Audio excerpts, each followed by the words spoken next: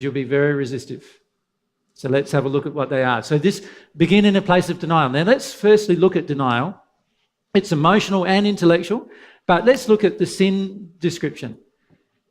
We need to see that everything that is created by our facade is sin. And you don't generally, most people don't like the term sin. What is it? It's thoughts, words, actions, and feelings,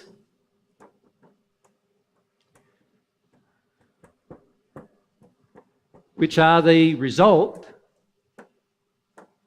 of unloving choices.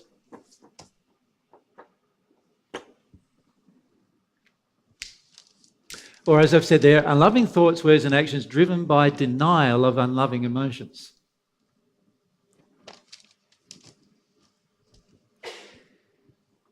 Your recognition of sin is critical to your removal of the facade. In other words, your recognition that you have unloving emotions driving your unloving actions, words and thoughts and feelings, that needs to be recognised. Now, right at the beginning, most of the time we're in complete denial of that. So you talk to the average parent, for example, and they say, I've done my best with my children. How dare you suggest to me that I was a bad parent? There's denial, right? Because there is no understanding of sin. There's no understanding of how their actions, their thoughts, their words, their feelings, and their actions towards their children have damaged their children, and how much work now their child is going to have to do to undo that damage. In that place, it's just denial. And that's usually where we start. And pretty much all of us start in that place of denial. So that's where we begin. Okay. What's next? We develop an intellectual awareness that the sin exists and it's real. In other words, it's something that is wrong. It's something that is a sin. In other words, we develop an awareness that we are doing something wrong here.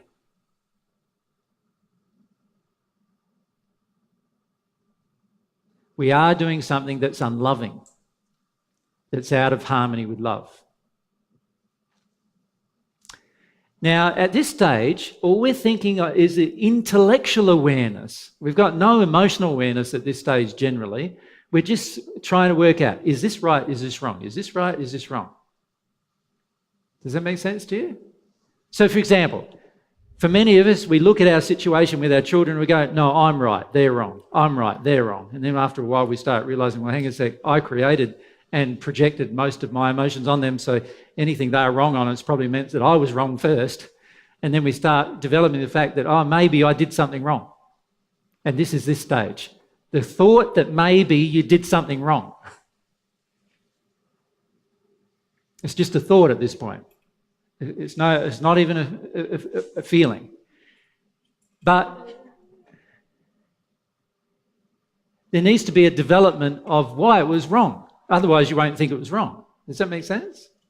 So why is it wrong? Well, if I look at my relationship with my child, for example, I go, well, it was wrong because I can see now that the child is really struggling because of something that I did to them when they were young. So therefore, the fact that they're struggling and in pain means that what I did must have been wrong. So there's an intellectual awareness of why it was wrong now. I did something that caused pain to them, right? And they didn't have a choice in the matter. They couldn't leave. They were trapped. And so what I did was wrong. So this is the first step. Or you could say it's the second step, really, isn't it? Because the first step was denial. Yeah. Matthew?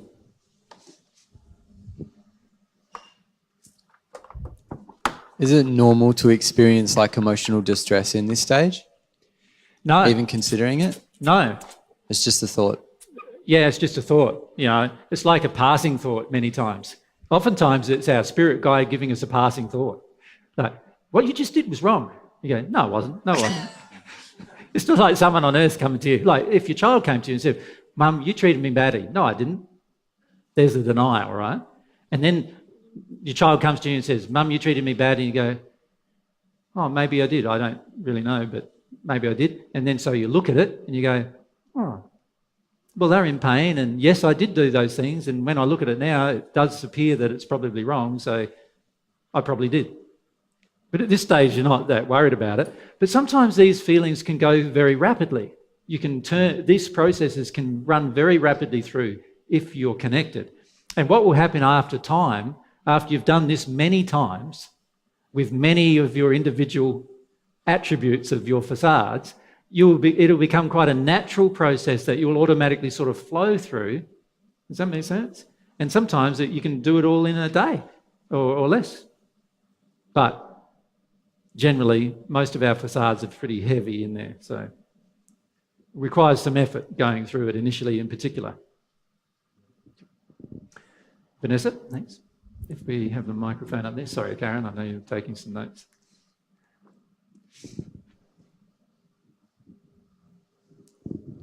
What if you've created a facade that you're wrong and that you sort of, to avoid probably the real? Yeah, so particularly as a parent, I've never thought that. I've never thought I'm a fantastic parent. I've always felt that I have done damage. Yep. But I'm starting to now realise that things that I'm comfortable with, I'll pick up. Yep. So for me, I'm having to deconstruct my facade as well on that facade. Correct. You do. It's the same principle. You've got to become aware that you've constructed a facade on that issue. It's the same principle. You've now got to become aware that you've actually constructed a facade that you're never wrong, or you've got to become aware that you've constructed a facade where you believe you're always wrong. But it's still a facade, because no one's ever always wrong and no one's ever always right, generally. Right? They're both are facades. And so many of these facades, you've got to understand, many of these facades are things that you think are good, right? There are things you think are good, or they're things you think are bad. But either way, they're a facade. And the deconstruction process applies to every one of them, whether you thought they were good or thought they were bad, or whether someone else constructed it or whether you constructed it. It doesn't matter. The same material applies to every one of them. So if you've gone around going, so for example, you constructed a facade with your children that you could never do anything wrong, right? And now you realise you've done a few things wrong. The lady next to you, Karen, has constructed a facade where she always does something wrong and she's always to blame for whatever they blame her for, whatever her children blame her for. Well, that's also a facade. So you've got almost completely opposite facades sitting next to each other. Does that make sense? Both are facades and both need to be deconstructed. And is that kind of like we look at our parents and we go, oh, I don't want to be like that. Yeah. So we create the opposite facade, like the injuries, do, yeah. The error's still there. Yep. So, yeah, for me, I've gone out and I've made female friends because my mum never had female friends, thinking that I'm doing something different when I'm not. But you're not. You're just thinking it, right? It's just a facade. The feeling inside of you is you can't trust women at all because you can't trust your mother, right? Because she treated you badly and you can't trust her anymore. That's what you feel.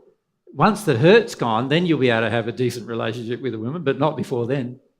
Any other relationship you have with a woman before then is a facade. Okay?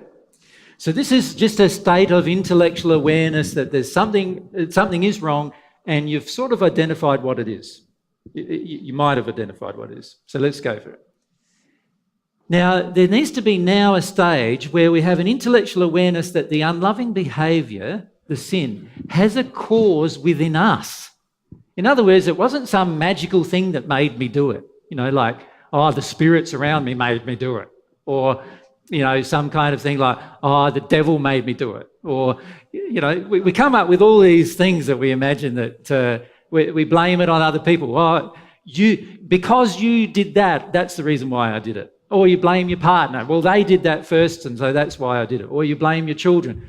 You did that first. You were unruly and you were this and terrible, so that's why I treated you unlovingly. You know, you've got to get beyond that and into this place where you realize that the cause of what you chose to do, the sin, is caused by something inside of you. So it's in me. The cause is in my soul, cause in me. Do you know that's where most of you are stuck? Most of you have yet to come to an intellectual awareness that the cause of the problem that you're stuck on is actually within you. And quite often I hear you going, oh yeah, but my mother did this and my father did that. No, I'm sorry. All of that might be true, but at the end of the day, the cause of your behavior, your unloving behavior, is inside of you. The cause of all of your desires for you, all of your addictions and all of your facade and all of your, that's all now in you. Only in you. All right? So we need to see that, have an awareness that there must be an emotion in me that causes me to take this action. There must be. And this is an intellectual awareness that there's got to be an emotion in me that caused me to take that action. Now, many of you, when you're in your addiction, you don't feel that at all. You know when you feel angry, what are you feeling? You're feeling, the bastard, what did they do to me, right? It's always blaming someone else, isn't it, generally, when you're angry? So that there's an indication that there's no emotional or intellectual awareness that actually the cause is within you. And if you can't get beyond this point, there's no hope for you to release any facade. Okay, so once we have this intellectual awareness that the cause is within ourselves, what do you think we need to do now? Well, let's have a look. We need to now have a willingness to find it. Does that make sense? We need to have a willingness to identify the cause. And at this stage, it's just going to be intellectual because there might be a whole heap of emotional reasons why we don't want to. But at least intellectually, we're going, okay, I want to now spend some time here with me thinking about this issue as to why I take that unloving action all the time. And I've now identified intellectually that it is a sin, that it is something that's wrong. At this stage, I don't have much emotional connection to it, most probably, but at least I'm willing to go take the next step intellectually. I'm willing to look at it with more sincerity. Does that make sense? Now, if you don't get to here, there's no hope of you ever emotionally processing it. Because if you're unwilling to even intellectually look at it, how can you ever emotionally process something that you're unwilling to even intellectually see? It's going to be pretty much impossible. All right? Okay, so this is about what Mary talked about yesterday, developing the muscle, developing the will. I want to find it. And that's emotional. That's another emotion that has to be developed that comes from your real self. Developing the will within the real self to actually discover the cause of your choices to sin. What's the underlying reason? So this is important. So what's next? The intellectual awareness of the cause. So what's the difference between this and the previous step? The previous step was a willingness to find the cause.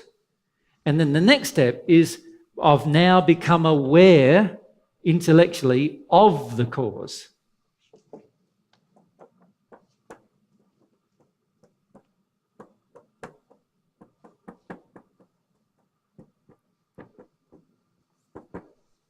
That makes sense? Now, sometimes they happen very close together, but sometimes they are a long way away from each other.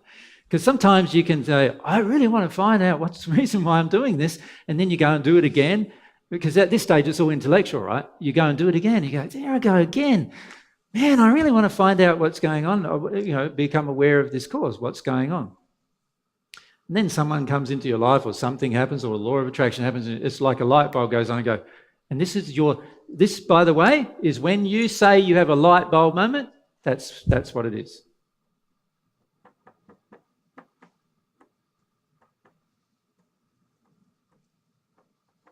You've now become intellectually aware. Now, your spirit guides and your spirit friends are always trying to help you do this, right? And by the way, the spirits who are in codependent addiction with you are always trying to prevent you from doing this. And your spirit guides are always trying to help you do it, and your spirit addictions are always trying to stop you from doing it. So if someone who's in a spirit addiction is with you, and they're watching you and they're going, how can I maneuver this person around so they never have a light bulb moment? Right? That's how they feel, because they want the codependent addiction with you. They don't want you to have a light bulb moment on that issue. Right? And your spirit guide's going, how can I help them have a light bulb moment? And sometimes it's like that. It's like back and forth between these two different voices almost. And it is two different voices really, trying to induce you to get to a stage, one trying to prevent you and one trying to help you get to the stage where you have a moment where you go, wow, I just realised what it's all about. Right? Without the exercise of your own will, you won't even get there. You won't ever have the light bulb moment. Okay, Owen? I thought that having an intellectual awareness of the cause wasn't much help. We'll get to that. Oh. You're jumping ahead. Let's have a look. We have an intellectual awareness of what we believe to be God's truth. In other words, we now are intellectually, we think we know the cause at this point, right? We've gone through this process of desiring to find something. So we're not inactive anymore. We're not just sitting there going, no, there's nothing wrong with me. We're actually now focused on finding out what is wrong, right? And we go through developing the willingness intellectually. So we're at least going, okay, I have intellectual willingness to actually find out what this is about. And then we become aware through the light bulb moment. And then at that stage we go, wow, it's definitely wrong. I can see now that if I've got that emotion, then I've definitely got an issue I've got to resolve. And so now we have an intellectual awareness of a truth, and that is, I have to resolve this particular problem, and it's most probably associated with this conduct or behaviour that I've now identified as sin, as something that's wrong, as something that's out of harmony with love. Does that make sense? Yeah. And so at this stage, you will ask yourself about what God's truth is about the behaviour, but that doesn't mean at this stage that you will actually know. You're just asking yourself. You're trying to feel about, or think, probably more accurately to say, think about what the problem might be.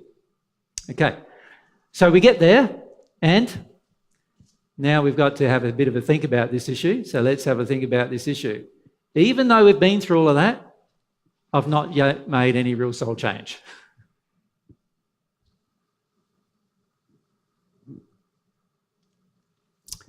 Now, that is where I see most religions and most New Age principles stop.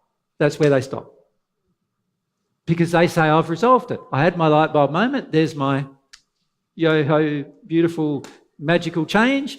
And we're all resolved now. We're great. We're going good. All right. Bye. Thanks. I'm just reflecting on that individual, like the awareness of the behaviour thing intellectually, and like, would that be when I might go, oh, I just really want to punish that person? It can be like that. Yeah. I do feel, I can feel this feeling in me that I do want to punish them. And so there's an intellectual awareness, I do want to punish them actually. There's an admission of the issue. You see, most of us won't even admit an issue. We lack so much humility, we can't even admit to ourselves intellectually that we have an issue, let alone go and find out what it is and deal with it. All right? That's the problem, isn't it? Like, how are you ever going to change if you can't even admit to yourself there's something wrong? Impossible. Yeah. So this process of intellectual awareness is basically the intellectual admission that there is something wrong, and there's also sort of some light bulb moments involved where you realise, maybe it's that. Does that make sense?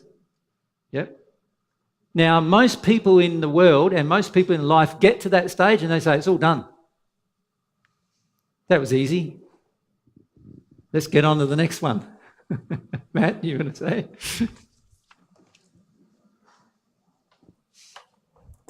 And then we just develop this like really pseudo-spiritual, creepy facade about it all. Correct. I think. That's exactly what we do. Yeah.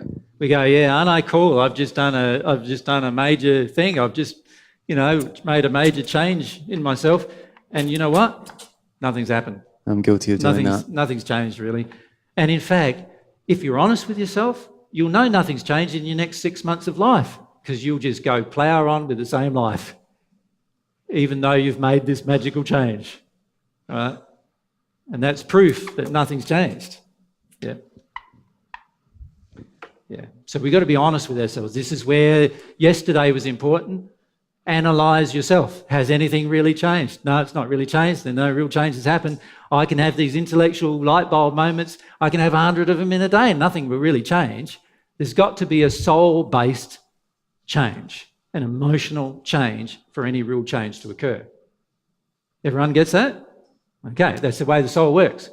So even though I have an intellectual awareness, I've not made any soul changes yet. I've just got to this stage where I'm willing to even examine that there might be a problem.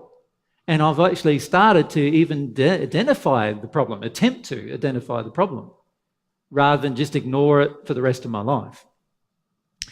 However, now that I've done all that, I can begin to make a soul-based change. You see, this is why those steps are important. Even though they're intellectual, they're important. Because without them, you will refuse to make soul-based changes.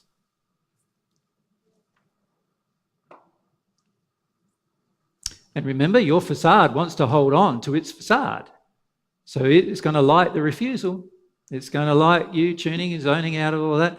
And of course, while you're doing that, any spirits that come into your life, they're also going to influence you to not know what's going on, not be aware. Okay, so what do we do now? We've got to enter the soul-based process. This is a process that involves a soul-based awareness. Now, imagine for a moment that I had an intellectual awareness. My child comes to me and says, Dad, you've done this damage. And I go, no, I haven't. It's all your fault. What do you expect of me? I'm just normal. I've got flaws. There's my denial, right? And then after a while, I go away from that and I go, oh, it's not really fair to him to say all that. And he's probably right, so I have now some intellectual awareness that what he's saying is probably right, And then I go through a desire. I go, well, most people stop at that point. They don't even bother going any further. But then the next step is go, am I willing to change something here? So I need to say, oh, well, yeah, I'd like to change that. I'd like, so I intellectually believe I'd like to change that. And then I become aware of what I need to change. Now, it's only a thought at this stage, so I'm not certain whether that's the thing, but I'm at least becoming or trying to become aware that there is a problem and what I need to change. And then I get to see, well, yes, I do need to change on that issue because it's something I've identified. All of that intellectual process hasn't involved my soul necessarily, right? It has required a soul-based will exercised in that direction to engage, though. So this is one advantage at this point. I am now developing my soul-based will in a more loving direction. So rather than denying, I am at least wanting to intellectually look at things. So that's a good change, isn't it? Between total ignorance and desire for ignorance into some kind of emotional, some kind of intellectual desire to, when I say intellectual desire, an intellectual thought to, oh, maybe I should give it a go, But this emotional awareness is very different. So once the child comes to me and says, Dad, you did these things, and I go, yeah, I did those things. Once I realise I've done those things, I might skip straight into here. And an emotional awareness is where I probably have a good cry about the fact that I did it. So now I've become emotionally aware that the sin exists, that I did something wrong and it's real. Does that make sense? By actually going through an emotion. It requires an emotion to be processed here. It's a soul-based feeling that what I'm doing is wrong, rather than just an intellectual thought. It's a soul-based feeling of why it's wrong, rather than just an intellectual thought. It's a soul-based feeling about what I believe God's truth to be on the matter, rather than in an intellectual thought. Does that make sense? That's our next step. That's the first step of the soul part of processing through things. What's the next one? It's a soul awareness that the sin has a cause within ourselves. Now, this is where we actually stop blaming other people for what we did. You see, most of you will do this with any interaction. You go, somebody will come to you and say, oh, you treated me very unloving there. And you go, yeah, I did. I feel really bad about that. But, and then what do? We minimise it, justify it, shift the blame, try to blame them, try to blame the universe, try to blame our own parents, try to blame God, basically try to disclaim any personal responsibility. A person in this state does not do that. A person in this state knows the cause is within themselves and they are really focused on trying to release it. It's a soul-based feeling that the emotion within myself causes me to take the sinful action. And so I no longer blame anybody else for it. Karen? How is that step different to an intellectual awareness? Well, here I'm feeling some feelings now. When you get to this place, you're going to be gutted emotionally, literally. Does that make sense? Whereas before you were only thinking about things. At this point, you're going to be very, very upset because you're now processing your way through some emotion regarding the problem.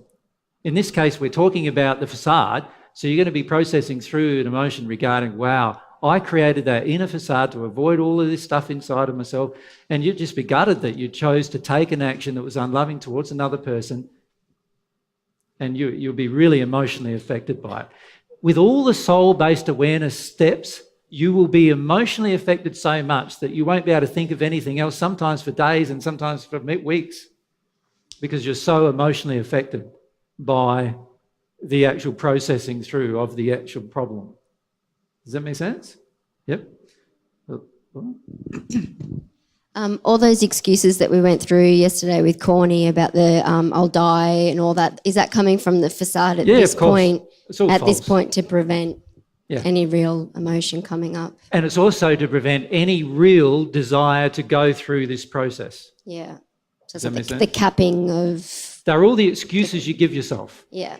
So all of those things that you call your fears, they're all your excuses. You really only have 3 problems, as Corny pointed out to you yesterday. You have no faith, you have no desire to be emotionally overwhelmed, or you have no desire for truth. They're the real 3 problems. Everything else is just an excuse.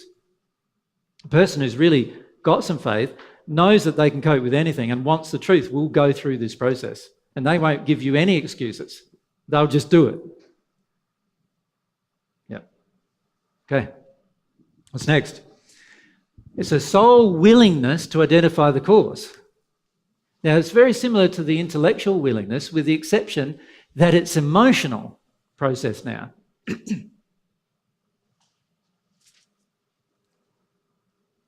I want to, with all of my heart, find out what this is about, because I've in the last 2 steps, I've had to process emotionally of the damage that it did. I've gone through some repentance by this stage usually about the damage that I've done. And at this stage, I'm starting to go, wow, this damage is like incredibly complex. It's harmed that person. Their whole life has been affected by it. It's terrible. Like I said, you'll be gutted by the experience of it. And so you now want to know. Like you will put, when you get to this stage, it won't be like sit down for 10 minutes and work out what it might be. It'll be like every day and night, prayer, contemplation, analysis of what it is. Does that make sense? It'll be a completely different experience now. You won't be just intellectually trying to find it. Your whole being will be focused on trying to find the reason inside of yourself as to why this bad thing occurred, why this thing out of harmony with love occurred. Yeah? Okay. Once we do that, we come to a soul-based awareness. Because once you have the will, all of God's universe is there to help you come to an awareness. And you now engaging your will in the soul manner that it needs to be engaged means that within a few moments and usually a few days, if not a few hours, you get to this point where you're now emotionally aware of the cause within yourself. You now know exactly what it is, and there's no ifs, buts, and you could talk to 100 people and they could all disagree with you and you'd still know. That's how it is. You know for certain at this stage what the cause is within yourself. And you feel it. You know it because you feel it as an emotion. And like I point out there, at this point, we often find that our intellectual concept of the cause was completely wrong. Right? It was something completely left field that we couldn't even imagine. Right? But we had to go through the intellectual process, otherwise we wouldn't even got to this stage. Okay. Then what do? A soul emotional willingness to experience the pain from the expiation of error. In other words, we've identified the cause, and if there is a willingness in our soul to feel it, we will now go through the actual release of emotion that will heal us. This process is one of the most productive processes now, because now, through this process, we have finished up with getting rid of the reason why we did it. Now, once you've gotten rid of the reason why you've done it, you will never do it again under any circumstances. It won't be automatic for you to do it. It will be automatic for you to not do it. So let's say the problem was something like, I'm a man, I'm sexually projecting at all these women all the time. And I go through and I realise that it's a sin. I go through, I have the intellectual awareness as some cause within myself. I imagine what it is, I don't know, I come to some reason of why I do it. And then I start becoming emotionally aware I do it, and I start going through some emotional processes of what I'm doing. And then I get to this stage, I will actually release from me the cause of why I do it. And from that moment on, I will never sexually project at another woman again.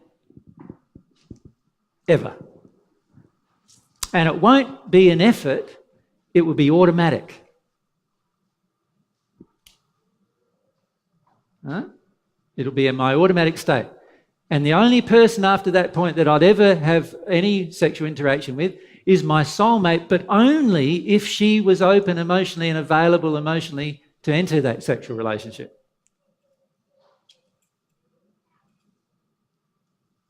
Does that make sense? Because I've actually gone through the actual emotion that caused the behaviour. Okay, so the next step. There's a soul emotional release of the cause. So I'm now crying. I'm dealing with the cause. I'm releasing it from myself emotionally.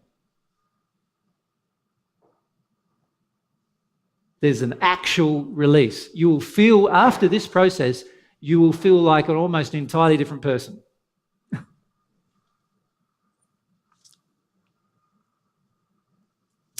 And then what's next? I now know what the truth is. Now I have written in my soul, a nice Bible verse says that God's trying to write the law of love on your soul. Now I have written in my soul the law of love on that issue. It's there. Bang. Well, I've actually gone through a soul-based change. There's no danger of me ever doing it again unless I purposefully choose to do it. And I'll know that I've purposely choose to do it. It won't be an automatic process that I automatically sin anymore. It'll be an automatic process that I don't on that issue. You wanted to ask Matt?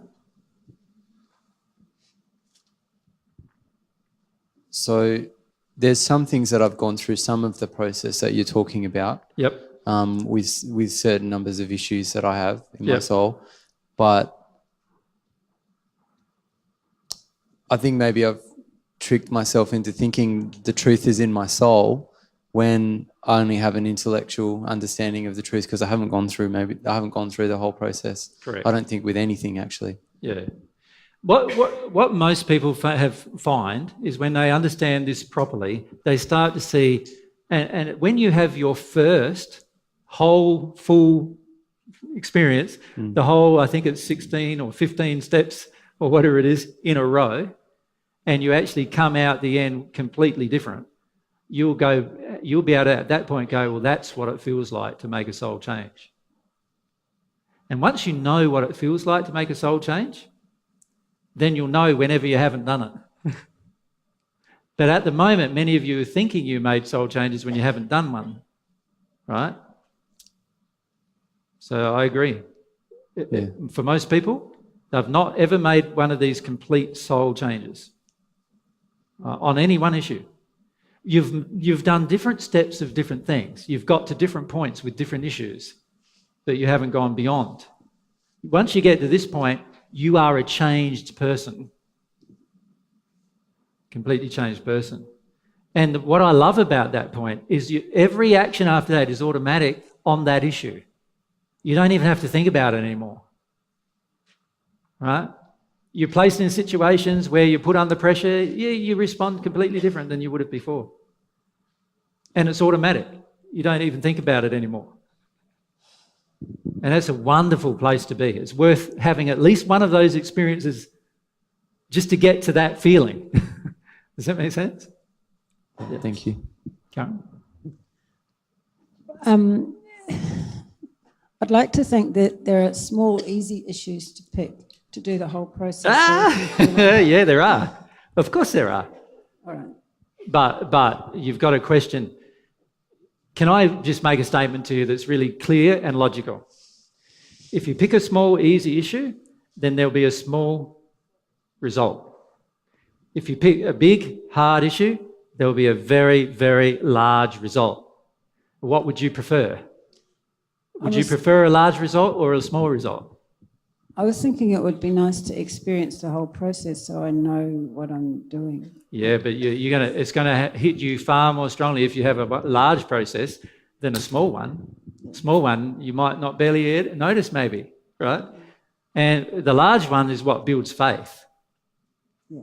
Because you've actually gone through the entire experience and now you know you can do it, you know you can cope with the process, you know you now have faith in God, you have faith in the way your soul has been built. You think of Corny's talk yesterday, so you now have faith in God, you have faith in yourself because you've done it. You also now, on top of that, have an awareness that you can emotionally cope with anything.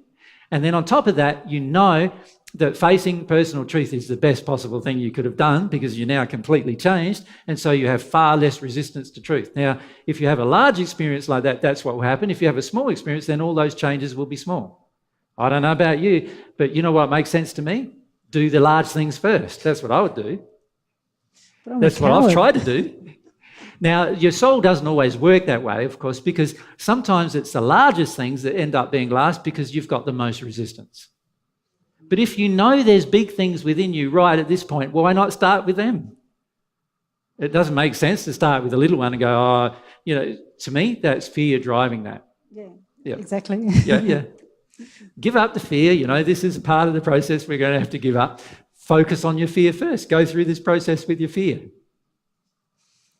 Fear creates almost every sin you've ever created. If you give up fear, and you know you can emotionally process it, and you get to this place where you actually do go through it, imagine the change in your life. Just that one emotion. Like if it was me, I'd say, right, that's identified, you've just intellectually identified your fear. Develop a willingness to go through this with your fear, and you'll be changed woman. Does that make sense? Yeah. Honestly, if the little ones are there, process them, but most of us, are going like there's a big mountain of crap in the room, and what do? We go around it, saying it doesn't smell. You like that illustration? Yeah? Yeah. And we're just fooling ourselves. Why not start with it? Like, if you go into a home and there was a big lump of shit, right? Like, I mean, like somebody had been crapping there for the last year, right? And it's just right in the middle of the room. Imagine the stench, right? And you just go, yeah, I think I'm going to paint the wall. Is that what you would do? Yeah, I think I'll tidy up the kitchen. It's a bit of a mess, right? I don't think so. I think you'd be focusing on what the biggest problem is first, wouldn't you? So it's very interesting that from a physical perspective, that's what we do. We focus on the biggest problem. So when you walk into a room to clean it up, you usually focus on the biggest problem first, generally, right? And then you work your way down to the little ones. But when it comes to our emotions, you know what we do? Exactly the opposite. Why do we do that? Because we're afraid. We need to start treating our spiritual and emotional life like we treat our physical life. We focus on the big problems first, so emotionally focus on the big problems first. The biggest problem you're going to face, like I said, is fear. Focus on that first. You get through that one, your life's going to be very different, right? It's going to be like, oh, I'm a different person. It's a different life after you get through some of that. So focus on that first. Now, what you do is up to you. It's your will, but that would be my recommendation. I wouldn't treat it like, like I would do crap in the middle of the room. I wouldn't just sit it there and leave it there and go around saying, oh, it's pretty smelly in here, but, I think I'll go over and deal with that. I wouldn't do that. It's not a good idea. A lot of times the big problems are very obvious to us and they're very easy to identify intellectually, very easy to understand many of the causes intellectually, very easy to see intellectually that they're there and what God's truth on the issue is, but very hard to emotionally process. And it's only when you get through the emotional process that you will actually have a deep faith in you that you can do it with any issue.